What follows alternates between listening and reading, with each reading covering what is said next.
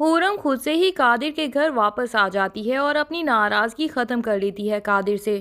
صوبیہ اور حارث کی تو آنکھیں پھٹی کی پھٹی رہ جاتی ہیں۔ صوبیہ میڈم تو فوراً پوچھتی ہیں کہ تم یہاں کیا لینے آئی ہو؟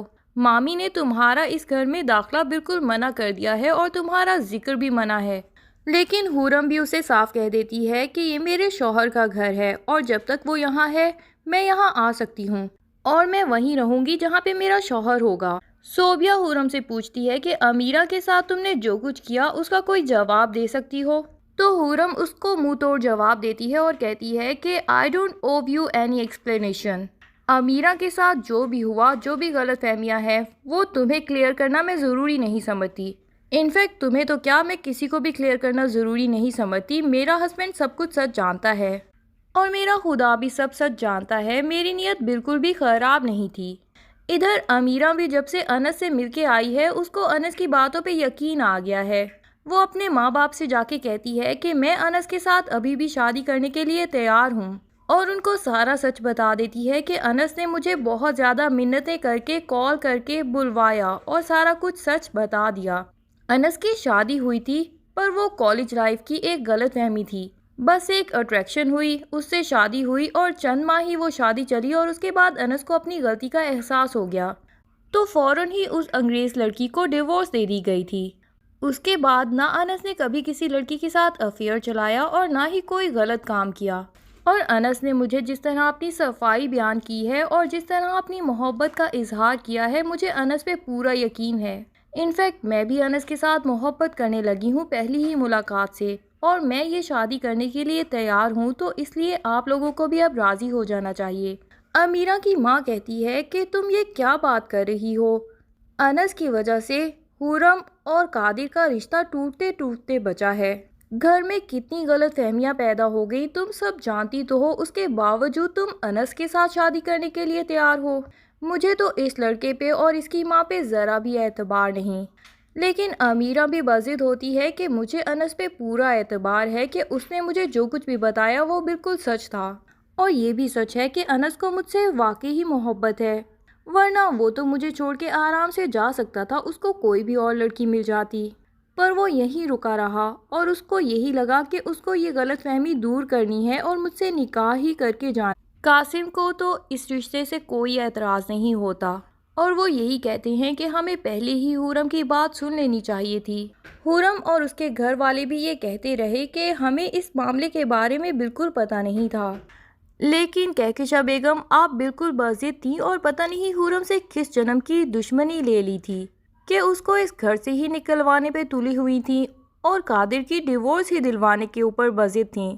ساری سچائی جان لینے کے بعد کہکشاں بیگم کو واقعی ہی شرمندگی ہوتی ہے کہ اب وہ ہورم اور قادر کا سامنا آخر کیسے کریں گی۔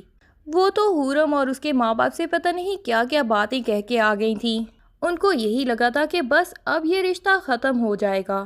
ادھر ہورم جب گھر میں خود ہی واپس آ جاتی ہے تو قادر اس کو دیکھ کے بہت ہی خوش ہوتا ہے اور وہ ہورم سے کہتا ہے کہ تم اتنے بڑے فیصلے اتنی جلدی کیسے لے لیتی ہو، کتنی زبردست سوچنے کی پاور ہے تم میں، مجھ میں یہ پاور کیوں نہیں؟ میں بڑے عرصے سے یہی چاہتا تھا کہ میں تمہیں اس گھر میں لے آؤں، لیکن میں اپنے حق کے لیے لڑ ہی نہیں پایا۔ میں تم سے معافی مانگنا چاہتا ہوں۔ میرا بھائی ایکچولی سچ ہی کہتا تھا کہ میں بہت بڑا لوزر ہوں، میں اپنی بیوی کو اس کا حق بھی نہیں دلوا سکا اپنے ماں باپ کے گھر، حالانکہ میں تو جانتا ہوں کہ تم بالکل صحیح تھی، تم نے کچھ بھی غلط نہیں کیا، پھر بھی میں تمہارے حق کے لیے کچھ بول ہی نہیں پایا، کسی سے لڑ ہی نہیں پایا۔ مجھے معاف کر دینا ہورم کہ تمہارا ہسبینڈ اتنا کمزور ہے۔ ہورم قادر سے کہہ دیتی ہے کہ کوئی بات نہیں، آپ بھی ایک دن مضبوط ہو جاؤ گے اور میں ہی آپ کا سہارا بنوں گی۔ میں جانتی ہوں کہ میرے ساتھ رہتے رہتے آپ اپنے حق کے لیے لڑنا سیکھ جاؤ گے، میرے لیے تو لڑو نہ لڑو مجھے کوئی فرق نہیں پڑتا، کیونکہ میں اپنے حق کے لیے خود ہی لڑ سکتی ہوں، اور حارث جیسے سائیکو انسان کو کیسے ڈیل کرنا ہے یہ بھی میں بڑے اچھے طریقے سے جانتی ہوں، لیکن میری اصل خواہش یہی ہے کہ تم اپنے حق کے لیے لڑو قادر۔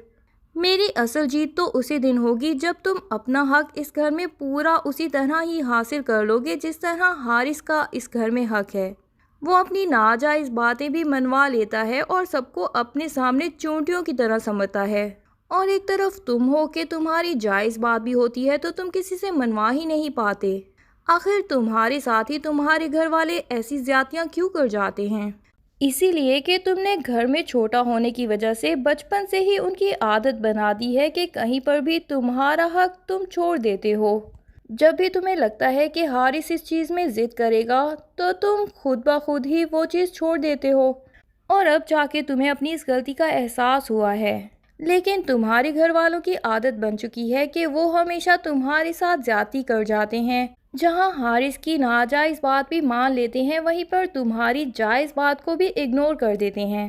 پر ایک نہ ایک دن ان کو بھی اپنی غلطی کا احساس ہو ہی جائے گا، اور اسی دن میری اصل جیت ہوگی۔ حورم کا باپ بھی اس کو بہت زیادہ منع کرتا ہے کہ تمہیں قادر کے گھر میں واپس جانے کی ضرورت نہیں۔ کیا تم بھول گئی ہو کہ اس کی ماں کیسے یہاں پہ ہمیں سب کو ذلیل کر کے گئی ہے؟ پہلے بھی تم نے حارث کے ساتھ شادی کا فیصلہ کیا تھا تو میں نے تمہیں روکا تھا کہ تم غلط کر رہی ہو۔ اب اگر تم خود سے قادر کے گھر چلی جاؤ گی اتنی زیادہ بے عزتی کے بعد، تو اب پھر سے تم غلط کرو گی۔ لیکن حورم اپنے پیرنٹس کو بتا دیتی ہے کہ میں قادر سے اور قادر مجھ سے بہت زیادہ محبت کرتے ہیں، ہم دونوں ایک دوسرے کے بغیر رہ نہیں سکتے، اور میں جانتی ہوں کہ قادر اس وقت بالکل بکھرا ہوا ہے، اس لیے میں اس کو جا کر سمیٹ لینا چاہتی ہوں۔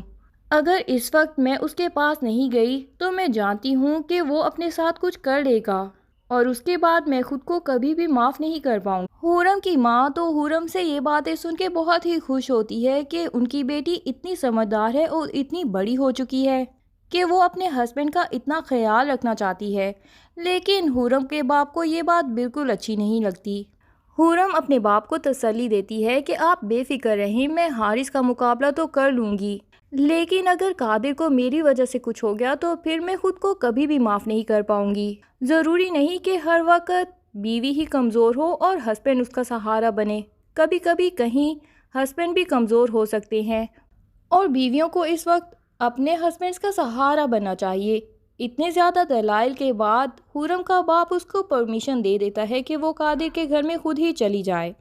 ادھر امیرہ بھی پہلے ہی شادی کی بات کر چکی ہے کہ وہ انس کے ساتھ شادی کے لیے تیار ہے، تو کہکشاں بیگم تو اس بات میں کوئی ایشو کریٹ نہیں کرتی، بلکہ وہ حورم کا بڑا ہی وارم ویلکم کرتی ہیں۔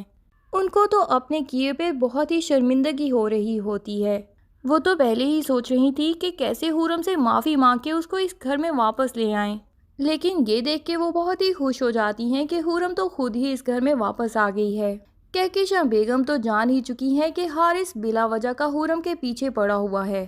وہ صرف اپنی سیلف سیٹسفیکشن کے لیے قادر اور حورم کے ڈیورس کروا دینا چاہتا ہے، اور حورم کو اس گھر سے نکلوا دینا چاہتا ہے، کیونکہ وہ بچپن سے ہی قادر کی کوئی بھی خوشی دیکھ ہی نہیں سکتا۔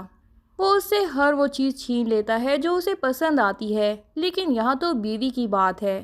وہ پہلے ہی اس کی فیانسی اس سے چھین چکا ہے، اب بیوی تو وہ چھین نہیں سکتا، کیونکہ گھر والے پہلے ہی اس کی اس حرکت پہ اس سے ناراض تھے، اور نہ ہی حورم جیسی لڑکی اس کے ساتھ شادی کرنے کے لیے تیار ہو۔